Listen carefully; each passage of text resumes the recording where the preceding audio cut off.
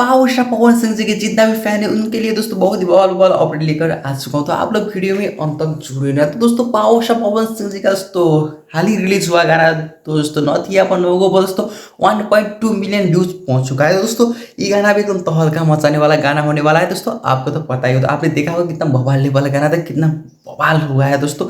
हथियार गाने से भी बहुत बवाल वाला गाना होने वाला है। तो दोस्तों अपना पावर स्टार पवन सिंह जी का दोस्तों अब आएगा दोस्तों जाड़ा स्पेशल गाना। दोस्तों न्यू ईयर स्पेशल गाना भी आ सकता है, उसमें थोड़ा कंफर्म नहीं है दोस्तों। जाड़ा स्पेशल गाना तो 100% आएगा दोस्तों।